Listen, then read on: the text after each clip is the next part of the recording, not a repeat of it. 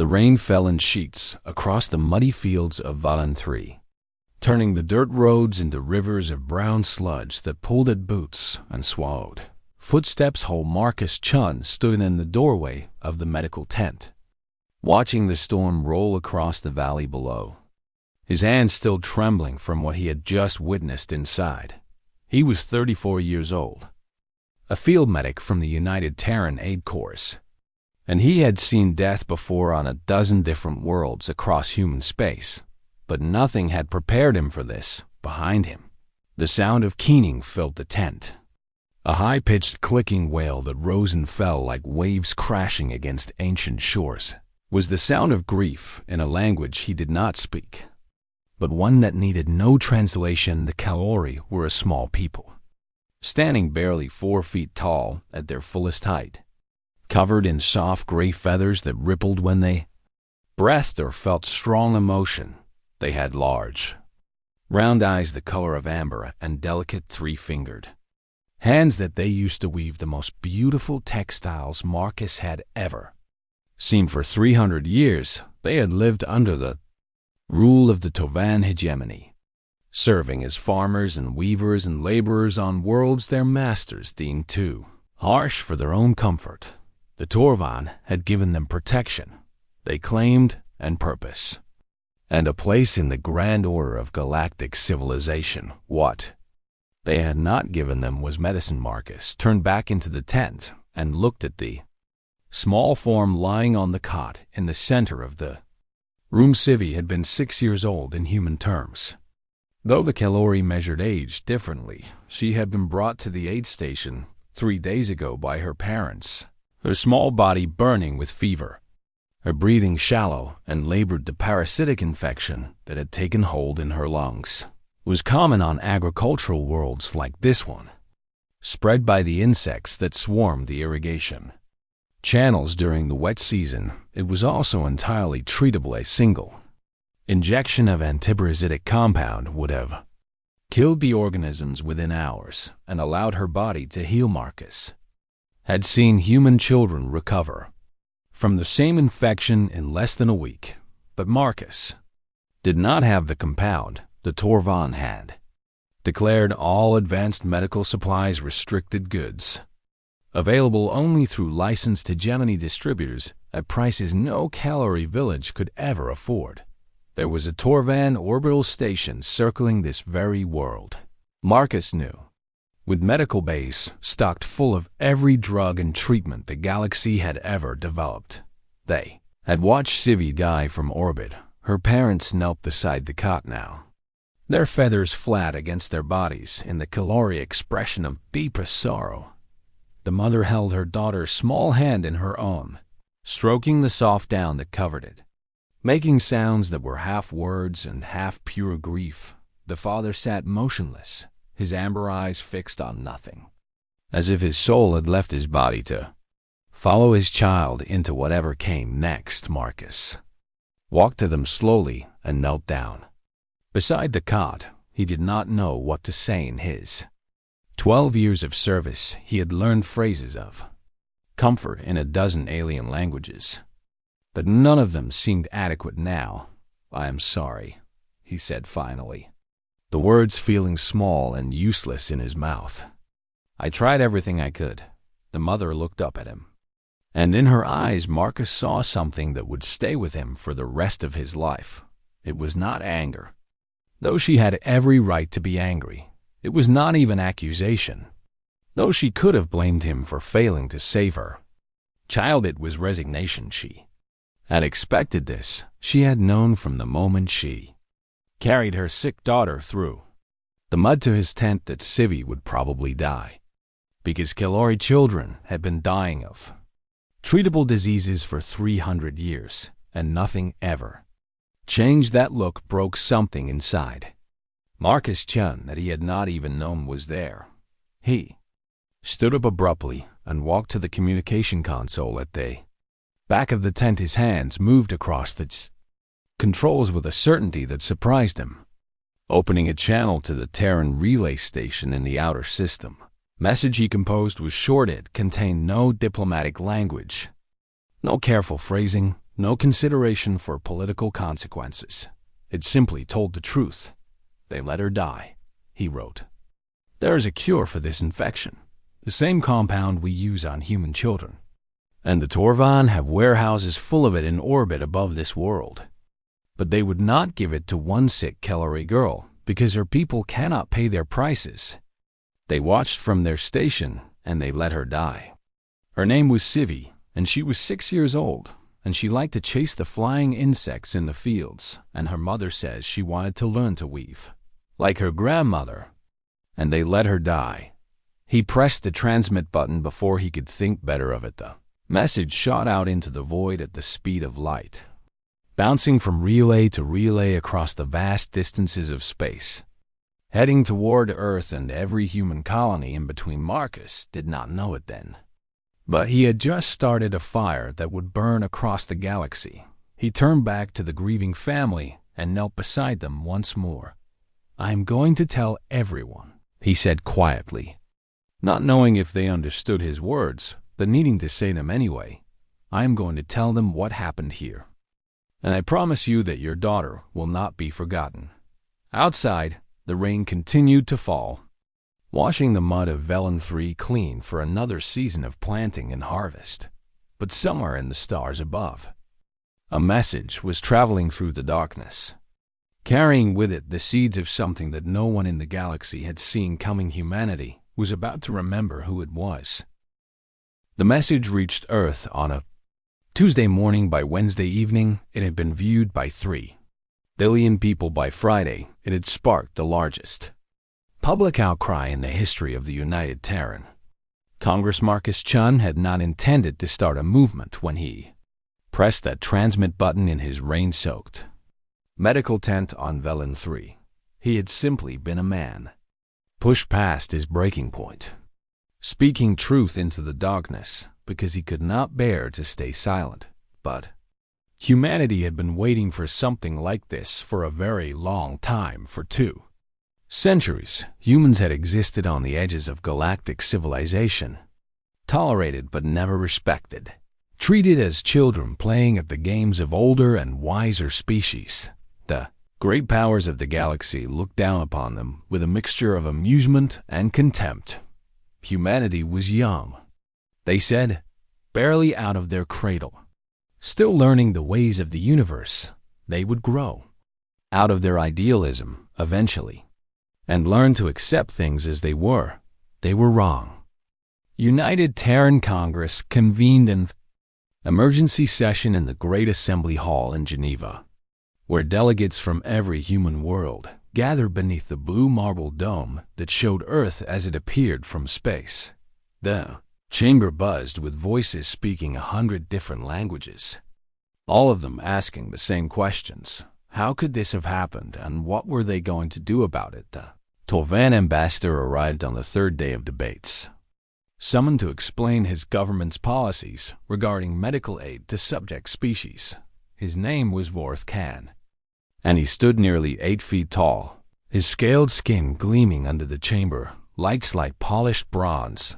The Torvan were an old species, predators who had clawed their way to dominance over dozens of worlds across 10,000 years of expansion. They did not understand why the humans were so upset. "You must learn to see the galaxy as it truly is," Vorth Khan said, his voice booming through the translation systems that lined the chamber walls. "The strong rule and the weak serve. This is the natural order of all things. And it has been so since before your species learned to walk upright." He spread his arms wide in a gesture that might have been meant to seem generous. "The Kellery are simple people, suited for simple tasks, and we have given them purpose and protection in exchange for their labor. If some of them die from illness, it is regrettable, but it is also inevitable. You cannot expect us to spend our resources saving every sick child on every backwater farming world in our territory." The chamber fell silent. Vorth Khan smiled, revealing rows of sharp teeth, confident that he had made his point. He had dealt with other young species before, and they always backed down when confronted with the realities of galactic power. I suggest you focus on your own affairs," he continued, "and leave the management of our territories to those who understand how civilization actually works. Your species has much to learn and very little to offer. Do not make enemies of those who could crush you without effort." The silence stretched on for a long moment. Then, a woman stood up from the Terran delegation. Her gray hair pulled back in a tight bun, her face lined with decades of service to causes most people had forgotten. Her name was Elena Vasquez, and she had spent 40 years fighting for human rights on Earth before the stars had opened up new frontiers. "Ambassador," she said, her voice quiet but carrying to every corner of the chamber. "I wonder if you know our history." Varth Khan made a dismissive gesture with one clawed hand. "I know that you crawled out of your mud barely 400 years ago and somehow managed not to destroy yourselves, which is more than most young species accomplish." Elena nodded slowly. "That is true," she said. "We nearly did destroy ourselves many times. We built weapons that could burn our world to ash, and we came within minutes of using them. We enslaved our own people and slaughtered them by the millions over differences in skin color or belief or the accident of where they were born." She paused and looked around the chamber at the delegates from 100 human worlds. "But we also learned," she continued, "we learned that cruelty is a choice, not an inevitability. We learned that the measure of a civilization is not how it treats the strong, but how it treats the weak. We learned these lessons in blood and fire and the bones of our own children." Her voice grew harder. "And we swore that we would never forget." Varth Khan laughed, a harsh barking sound that echoed off the dome above. "Pretty words," he said, "but words do not change reality. You are small and we are large. You are weak and we are strong. What exactly do you think you can do?" Elena smiled then, and there was something in that smile that made the Tovan ambassador take a small step backward without knowing why. "We are going to help them," she said simply. "Every sick child, every suffering family, every forgotten village on every world you have decided is not worth saving. We are going to find them and we are going to help them. And there is nothing you can do to stop us." Within a month, the first human medical ships launched from orbital stations around Earth and its colonies. They were not warships, just converted freighters packed with medical supplies and staffed by volunteers who had seen Marcus Chun's message and decided they could not look away. They called themselves the Mercy Fleet. The Torvan called them criminals and pirates and violators of sovereign territory, but the Kalori and the Fiend and the violators of sovereign territory, Wrath and a dozen other subject species, called them something else entirely. They called them Hope. The Mercy Fleet operated for 11 months before the Torvan decided they had tolerated enough. During those 11 months, the human volunteers saved more than 200,000 lives across 40 different worlds. They treated parasitic infections and bacterial diseases and radiation sickness and 100 other ailments that the hegemony had deemed too expensive to address. They trained local healers in basic medical techniques and left behind supplies and equipment that would continue to save lives long after the ships departed. They asked for nothing in return except the chance to help. The Tovan watched and waited and grew angrier with each passing week. These humans were making them look weak in front of their subject species, showing that another way was possible, planting seeds of discontent that threatened to undermine 300 years of careful domination. Something had to be done. Attack came on a clear morning in the Vuln system, not far from the world where Civi had died, and Marcus Chun had sent his fateful message. The hospital ship Mercy's Hand was in orbit around Vuln 7, a mining world where the Vreth population had been suffering from a respiratory plague that had already killed thousands. Captain Sarah Okonkwo had brought her ship into the system under cover of a commercial transport signature. hoping to deliver supplies and evacuate the most critical patients before the Torvan patrols noticed she never got the chance. 3 Torvan destroyers dropped out of faster-than-light travel less than 1,000 kilometers from the Mercy's hand. Their weapons already charging. Captain Okonkwo had perhaps 30 seconds to realize what was happening before the first plasma bolts struck her ship. All hands brace for impact, she managed to say over the intercom before the bridge exploded around her. The Mercy's hand was not built for combat. She had no shields worth mentioning and no weapons at all. Just medical bays and cargo holds full of medicine, and 200 crew members who had volunteered to risk their lives helping strangers. The Torvan destroyers tore her apart in less than 3 minutes. The crew never had a chance to escape. Mixed among the dead were 1,000 Vreth refugees who had been brought aboard for emergency treatment.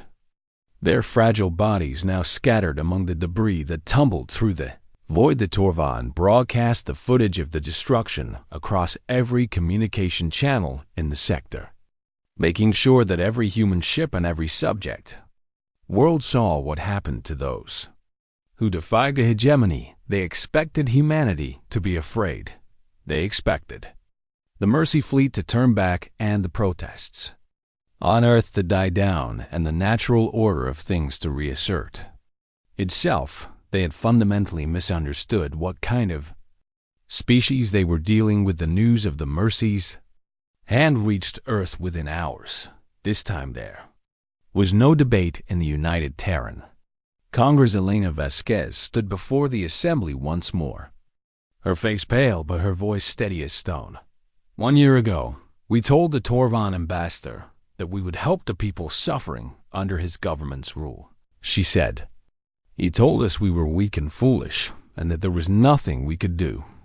Today, his ships murdered 1,200 innocent beings whose only crime was seeking medical care. She paused and looked around the chamber. We did not seek this conflict, she continued. We came to their space with open hands and open hearts, offering nothing but help to those in need. And they answered us with fire and death. Her voice rose. But if they want to fight, then by all the stars in the sky, we will give them one. The United Terran Congress declared the Velen Doctrine that same day. It was simple, and it was absolute. Any species that deliberately withheld life-saving aid from those it had power over, any government that let children die of treatable diseases while the cure sat unused in its warehouses, any civilization that treated the suffering of the weak as an acceptable price for the comfort of the strong, forfeited its claim to be called civilized at all, and humanity would no longer stand by and watch the Terran defense fleet had never been tested in a real war. Human ships were smaller than Torvan vessels and fewer in number, and human weapons technology lagged behind by at least a century. But what the humans lacked in firepower, they made up for in something the Torvan had forgotten existed. They believed in what they were fighting. First Battle of Velen III began 16 days after the destruction of the Mercies. Hand Admiral James Whitmore led a task force of 32 human warships against the Torvan orbital fortress that had watched Civi die and done nothing. The fortress had a garrison of 5,000 troops and enough weapons to destroy a small moon. The battle lasted 11 minutes. Human ships moved through the Torvan defensive formations like water through a sieve, their crews executing maneuvers that no one had ever seen before, taking risks that no sane commander would authorize. They fought as if they had nothing to lose and everything to prove. When the fortress fell, Admiral Whitmore broadcast a message to every world in the sector. This station let a child die when they could have saved her, he said. That child's name was Civi, and she will not be forgotten. We are coming for the rest of you now, and we are not going to stop until every being in this sector has the chance to live free. The war for the hegemony had begun, and humanity was just getting started. The fall of the Velen 3 fortress sent shockwaves through the galaxy. No one had expected the humans to win. The military analysts of a dozen elder species had calculated that humanity had perhaps a 12% chance of even surviving an engagement with the Torvan, let alone achieving victory in less time than it took to eat breakfast. But they had made their calculations based on numbers and firepower and technological advantage. They had not factored in the human heart. In the months that followed the first battle, human fleets pushed deeper into hegemony space with a speed and determination that defied all prediction. They did not fight the way the elder species expected. The great powers of the galaxy had spent millennia developing the art of interstellar warfare into something almost ritualistic, with formal declarations and measured responses, and careful negotiations between engagements. The humans ignored all of it. They struck without warning and withdrew before retaliation could arrive. They targeted supply lines and communication hubs on the orbital platforms that kept subject worlds under control. They fought with a creativity that bordered on madness, using tactics that no military academy had ever taught, because no military academy had ever imagined anyone would be desperate enough to try them. And they were not fighting alone. On Velen 3, the Kalori rose up against their remaining overseers. The same night the orbital fortress fell. 300 years of quiet obedience ended in a single hour as the feathered farmers who had seemed so meek and gentle revealed a fury that had been building for generations. They had watched their children die and their elders waste away and their villages crumble while their masters lived in luxury. Above the clouds, they had been waiting for someone to show them that resistance was possible. The humans had shown them. The Vreth were next, their amphibious bodies emerging from the seas of their homeworld to overwhelm the Torvan garrison before reinforcements could arrive.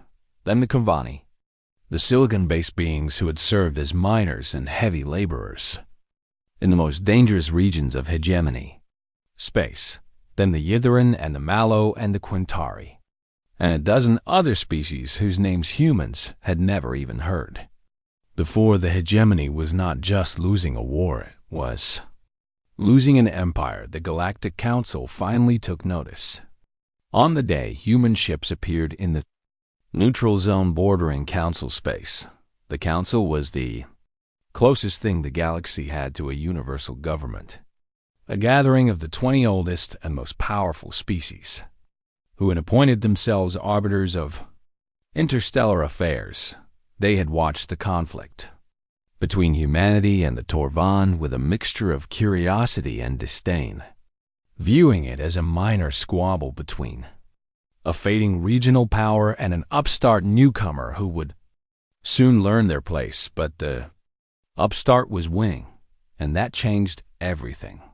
Council summoned a human representative to appear before them in the great chamber on Axis Prime, the artificial world that served as the seat of galactic governance. They sent Adara Okafor, the daughter of Nigerian farmers, who had risen through the diplomatic corps to become humanity's voice in the halls of power. She was 52 years old and had spent her entire adult life preparing for a moment like this. The chamber was vast beyond human comprehension, a sphere of living crystal that floated in the heart of Axis Prime like a second sun.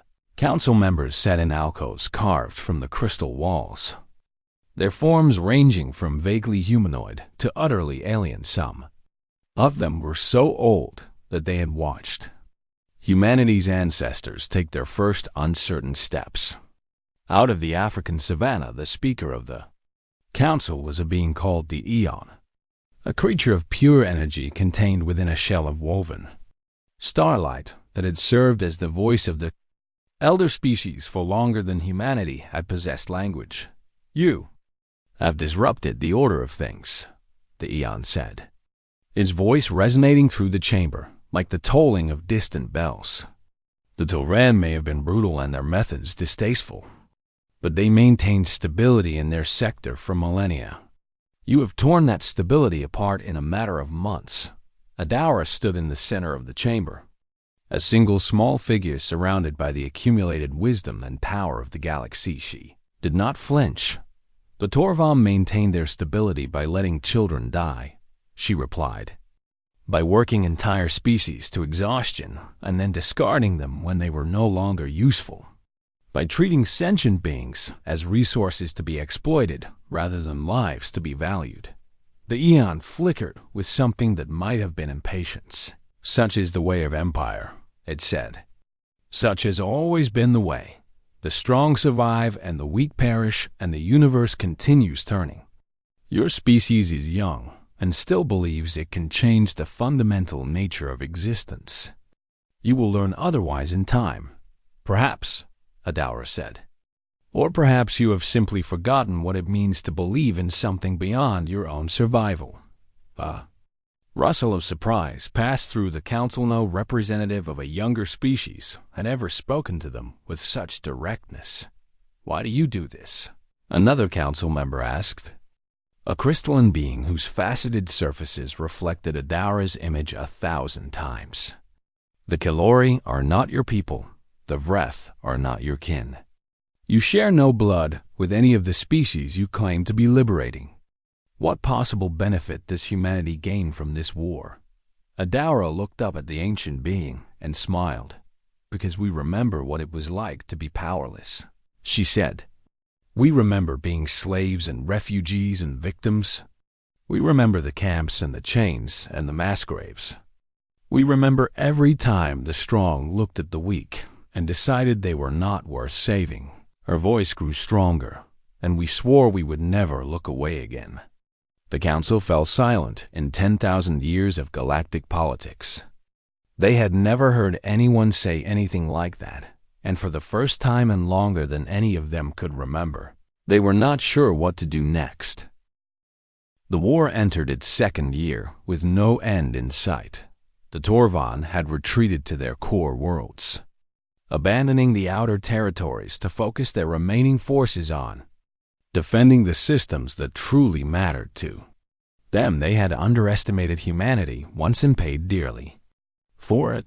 They would not make that mistake again, but the tide of history had already turned against them. Every world they abandoned was a world that joined the growing coalition of liberated species. Every defeated garrison was another source of weapons and supplies for the resistance. Every day that passed saw more of their former subjects standing upright for the first time in centuries, learning what it meant to be free. The battles grew fiercer as the human fleets pushed toward the Torvan homeworld. Admiral Whitmore lost 3 ships at the Battle of Korath Nebula, the bloodiest engagement of the war so far. Captain Elena Rodriguez held the line at the siege of Vreth Prime for 19 days with only 2 damaged cruisers, buying time for civilian evacuations while Torvan reinforcements closed in from every direction. Thousands of human soldiers died on the surface of worlds whose names they could barely pronounce, fighting for people they had never met and would never know. And still, they kept coming. The Torvan High Command could not understand it. Their own soldiers fought for glory and advancement and fear of punishment. The humans fought for something else entirely, something the Torvan had no word for and could barely comprehend. They fought because they believed it was right. Turning point came at the Battle of Sanctuary Station, a massive orbital habitat that served as the Torvan military headquarters for the entire eastern sector. Human intelligence had identified it as the command center coordinating all defensive operations, and Admiral Whitmore threw everything he had at taking it. Battle lasted 3 days. Human ships, outnumbered and outgunned, poured into the kill zone around the station in wave after wave, each attack weakening the defenses a little more. Each sacrifice buying another meter of progress. On the 3rd day, a young pilot named Thomas Okafor, the nephew of Ambassador Adara Okafor, flew his damaged fighter directly into the station's main reactor, detonating his fuel reserves and triggering a chain reaction that crippled the entire structure. He was 23 years old and had been engaged to marry a woman back on Earth who he would never see again. The station fell, and with it fell the Torvan will too. Fight in the aftermath of Sanctuary Station. The cracks in the hegemony began to show. Torvan commanders started surrendering rather than fighting to the deaf. Politicians on the homeworld began speaking openly about negotiation and peace. The military that had seemed so invincible just 2 years earlier was exhausted and demoralized. Its soldiers wondering why they were dying for an empire that treated its subjects like cattle. The subject species they had oppressed for so long were rising all around them. And for the first time in their long history, the Torvan understood what it felt like to be afraid. The Galactic Council watched these developments with growing unease. The Eon convened a special session to discuss the implications of what was happening. The hegemony is finished, one council member observed. An ancient being of living stone whose species had witnessed the rise and fall of 100 empires. The question now is what will replace it? The humans, another replied. They have proven themselves capable warriors and effective leaders. They will carve out their own empire from the ruins of the Torvan, just as every other ascending species has done throughout history. Will they? The Eon mused. I wonder. The delegation from Earth arrived 3 days later. Led by Ambassador Okafor, the council expected them to present demands, to claim territory and resources and all the spoils that victorious powers had claimed since the beginning of time. Instead, Adara Okafor laid out a different vision entirely. We did not fight this war to build an empire, she said. We fought it to end one. We have no interest in ruling over the species we have helped to liberate. We believe they are capable of ruling themselves.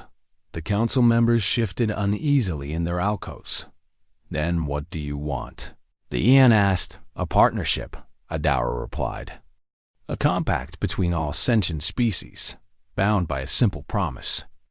That the strong will never again abandon the weak. That no child will die of a treatable disease while the cure sits unused in some warehouse. That every being in this galaxy has the right to live with dignity and hope. She paused and looked around the chamber. We are not asking to lead this compact, she continued. We are asking to be its first members, its guarantors, and its guardians. We will contribute our ships and our soldiers and our resources to ensure that no species ever has to suffer alone again.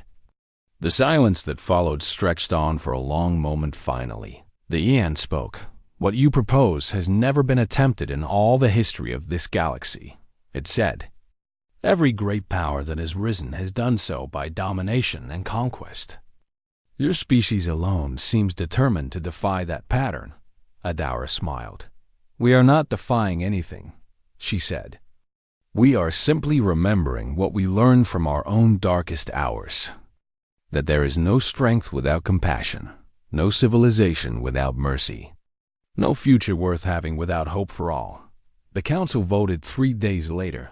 The Compact of Sentient Peoples was approved by unanimous consent, and humanity took its place among the stars. Not as conquerors, but as protectors. Not as rulers, but as friends. The war was finally over. The work of building something better was just beginning. The Torvan had never asked for forgiveness in the years following their defeat. They had retreated to their homeworld and the handful of colonies that remained under their direct control, nursing their wounds and their wounded pride in bitter isolation. The Compact had offered them membership, had extended the same hand of friendship to their former oppressors that they offered to everyone else. But the Torvan had refused with contempt. They preferred to decay alone rather than accept help from the species they had once dismissed as insignificant children. but decay they did cut off from the resources and labor of their former empire. The Torvan economy collapsed within a decade.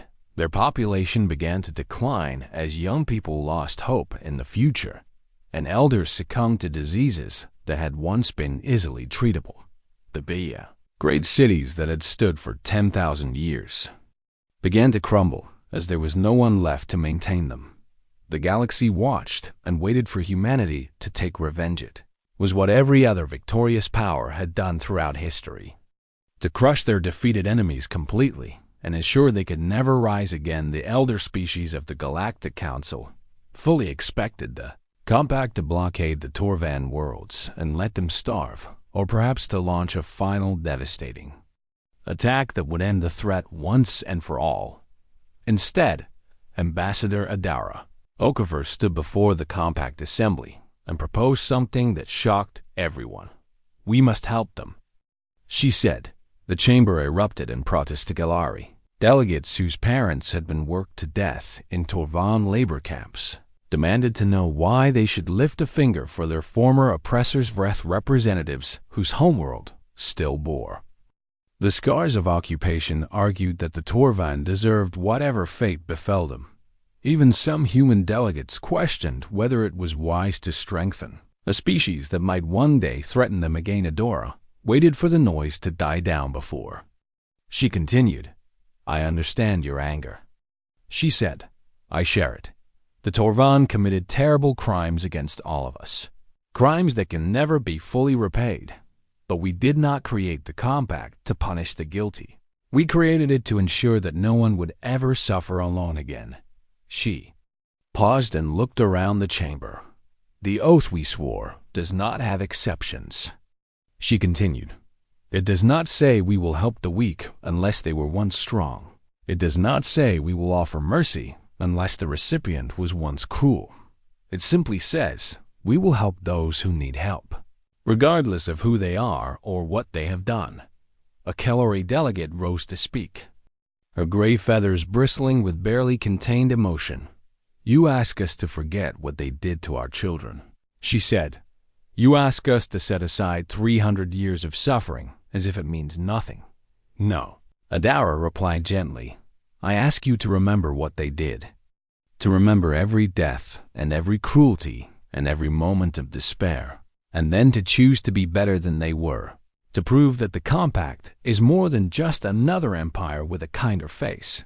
To show the galaxy that mercy is not weakness, but the greatest strength of all." The debate lasted for 3 days. In the end, the Assembly voted to send humanitarian aid to the Torvan homeworld. The first ships carrying medicine and food and the technical expertise needed to rebuild their failing infrastructures. The Torvan government rejected the offer with fury, denouncing it as a trick or an insult or a ploy to establish Compact influence on their world. But the Compact ships came anyway. They established distribution centers on the edge of Torvan space and announced that anyone who needed help was welcome to come and receive it. No questions asked and no conditions attached. At first, no one came. The Torvan were a proud species, and the rulers had spent years telling them that accepting help from the Compact would be the final humiliation, the ultimate admission that everything they had believed about their own superiority was a lie. But pride does not feed hungry children one by one.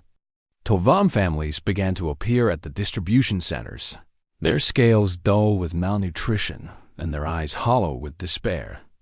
The human volunteers treated them with the same compassion they showed everyone else, offering food and medicine. And hope without judgment or recrimination word spread slowly through the Torvan population. These were the same humans they had once dismissed as insignificant, the same species whose medical ship they had destroyed without mercy. And now they were offering help to their enemies with no expectation of return. It did not make sense by any logic the Torvan had ever known. And yet it was happening within a year. The Torvan government had fallen, overthrown not by foreign invasion, but by its own people who had seen a different way of living and demanded to be part of it.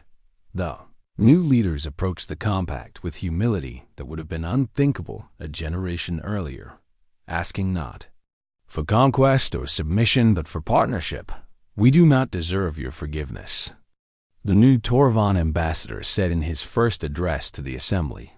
"We do not even deserve your kindness, but you have given it anyway, and we will spend the rest of our existence trying to become worthy of the mercy you have shown us." The Torvan joined the compact. That same year, it was the final proof that humanity's vision was more than just idealistic dreaming. It was possible to break the cycle of vengeance and domination that had defined galactic history for millions of years. It was possible to choose a different path, and if even the Torvan could change, then perhaps there was hope for everyone. The first year of peace was harder than anyone had expected. The hegemony had collapsed like a house of cards in a hurricane, leaving behind a chaos of broken systems and devastated worlds and populations that had never known anything but servitude. The Torvan had not merely ruled their subject species, they had made them dependent, stripping away every trace of self-governance and local knowledge and cultural identity that might have allowed them to survive on their own when the chains finally came off. Many of the newly liberated peoples had no idea how to walk free. The compact of sentient peoples faced its first test almost immediately. On Vreth Prime, the provisional government collapsed. Within weeks of the Torvan withdrawal, torn apart by factions that had spent so long fighting a common enemy that they had never learned to work together, violence erupted in the coastal cities as different clans competed for control of the resources that remained. Human peacekeepers arrived to find a society on the brink of civil war. They could have imposed order by force.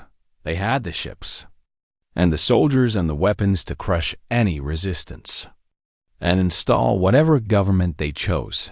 It would have been the easiest solution and probably the quickest, but that was not why they had come. Commander Sarah Chun, the daughter of Marcus Chun, whose message had started this entire journey, led the peacekeeping mission. She was 31 years old and had her father's eyes and her mother's stubborn determination to do things the right way, even when easier paths beckoned. "We are not here to rule you," she told the assembled faction leaders in the great hall of the ruined capital. "We are here to help you learn to rule yourselves." The process was slow and frustrating and filled with setbacks. Human advisors worked alongside Vreth community leaders to rebuild local institutions from the ground up. They taught them how to hold elections and settle disputes and manage resources without resorting to violence. They made mistakes, sometimes terrible ones, and had to learn from them and try again. But they never gave up, and they never tried to take the easy path of domination. Within 2 years, Vreth Prime had a functioning government chosen by its own people. Within 5 years, it was stable enough to contribute peacekeepers of its own to help other newly liberated worlds. The pattern repeated itself across the former hegemony on Kalori worlds. Human agricultural experts worked with local farmers to revive traditional techniques that had been suppressed for centuries, helping them grow enough food to feed their own populations without depending on Torvan imports. On Korvani mining colonies, human engineers helped design new safety systems that protected workers from the radiation and toxic gases that had killed so many under the old regime. On 100 different worlds in 100 different ways, humanity poured its energy and resources into helping others rebuild what had been taken from them. It was exhausting work that demanded everything they had, and they did it willingly, even joyfully, because they finally had a purpose worthy of what they had always hoped to become. Not everyone approved of this approach on Earth. There were politicians who argued that humanity had earned the right to lead, that after all the blood and treasure they had spent defeating the Torvan, they deserved something more than the role of cosmic volunteers. Admiral Whitmore himself gave a famous speech to the Terran Congress in which he questioned whether the Compact's principles could survive first contact. With the harsh realities of galactic politics, we have proven ourselves the mightiest warriors in this sector of space, he said. We have earned respect through victory and fear through our strength.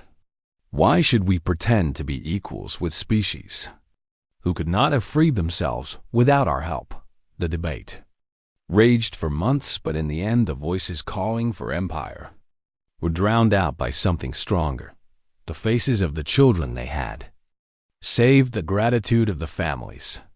They had reunited the simple, undeniable reality that helping others had made humanity better than domination ever could have. The compact expanded year by year as new species joined and old prejudices slowly faded. The Galactic Council, which had watched humanity's rise with such skepticism, eventually requested observer status in compact proceedings.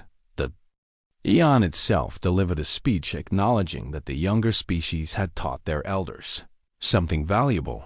We had forgotten that civilization means more than power, the ancient being said. We had forgotten that the purpose of strength is to protect the weak, not to exploit them. Humanity has reminded us of truths we lost long ago. Marcus Chun watched all of this from his small house on Valen 3, where he had chosen to spend his remaining years among the Kailori, people whose suffering had changed his life. He was 60 now, his hair gone gray, and his hands not as steady as they once were, but his eyes still held the same fire they had shown on the day he sent his message into the Void Young. Kailori children visited him often to hear stories of the old days, he told them, about their parents and grandparents who had lived under Torvan rule, about the courage it took to resist, even when resistance seemed hopeless, about the power of a single voice speaking truth to make a difference, and he told them about a little girl named Civi who had died in his medical tent on a rainy night long ago. She could not save herself, he would say, but her death saved millions, because it reminded humanity what we were supposed to be. Never forget that even the smallest life matters. Even the quietest voice can start a fire that burns across the stars. The children listened with their amber eyes wide, their gray feathers rippling with emotion. They did not fully understand everything he told them, but they understood enough. They understood that they were free because someone had cared enough to fight for them, and they would never forget. Marcus Chen died on a spring morning on Velen 3, surrounded by the people he had come to love as his own family. He was 72 years old and had lived to see the galaxy transformed in ways he never could have imagined. On that rainy night when he held a dying child in his arms and decided he could not stay silent any longer, his funeral was attended by beings from 100 different worlds. The Kailori came in their thousands, their gray feathers adorned with ceremonial ribbons that marked the deepest possible respect. The Vreth sang songs of mourning in their clicking underwater language, Broadca, across the planet through speakers that lined every coastline. Even a delegation of Torvan came, their scales painted with symbols of grief, to honor the man whose message had begun the end of their empire and the birth of something better. His daughter Sarah spoke at the ceremony, her voice steady despite the tears that ran down her face. My father was not a warrior, she said. He was not a politician or a leader or a great strategist. He was a simple medic who saw suffering and could not look away, who spoke truth when silence would have been easier, who believed that one person could make a difference even when all evidence suggested otherwise. She looked out at the vast crowd gathered in the fields where Civi had once chased flying insects in the sunlight. He was right, she said. One person can change everything. One voice can start a fire that burns across the stars. One act of courage can inspire a galaxy. The memorial they built in his honor was simple by his own request. Just a small garden in the center of the village where he had spent his final years, but next to it stood another monument. one that had been built years earlier by the Kalari themselves. It was a statue carved from the native stone of Velen III, depicting a small feathered child with her arms raised toward the sky as if trying to touch the stars beneath. It were words in 100 different languages. The same words that had been adopted as the official oath of the Compact of Sentient Peoples. Never again shall the strong abandon the weak. Ambassador Adara Okafor delivered the closing remarks of the memorial service. Her gray hair now white with age, but her voice still, carrying the same power it had, shone when she first stood before the Galactic Council. When I was a young woman, I asked Marcus what he hoped would come from his message, she said. He told me he did not hope for anything. He simply could not bear to let that child be forgotten. He did not set out to start a revolution or change the course of history. He just wanted someone to remember her name. She paused and looked at the statue of Civi. Her name was Civi, she continued. She was 6 years old, and she liked to chase insects in the fields, and her mother said she wanted to learn to weave, like her grandmother. She died of a treatable infection because those who had the power to save her decided she was not worth saving. Her voice grew stronger. We built a civilization on her memory. We tore down an empire and created something better in its place. We taught the galaxy that compassion is not weakness, and mercy is not foolishness, and hope is not naivete. And it all began because one man refused to let one child be forgotten. The sun set over the fields of Velen III as the ceremony ended, painting the sky in shades of gold and crimson that seemed to set the whole world on fire. In the distance, Kalori children played in the irrigation channels, their laughter carrying across the evening air like music they would never know the fear there. Grandparents had known they would grow up free and healthy and filled with hope for the future, and somewhere among the stars above, ships bearing the emblem of the Compact traveled to worlds that were still suffering, carrying medicine and food, and the simple message that help was coming, and no one had to face the darkness alone. This was the legacy that Marcus Chun had left behind, not an empire built on conquest and domination, but a community built on compassion and courage, not a monument of stone and steel, but a living promise written in the hearts of every being who had learned to believe in something greater than themselves. The galaxy had changed because one man had looked at one dying child and decided that her life mattered, and as long as there were beings willing to remember that lesson, the oath would endure. Never again shall the strong abandon the weak.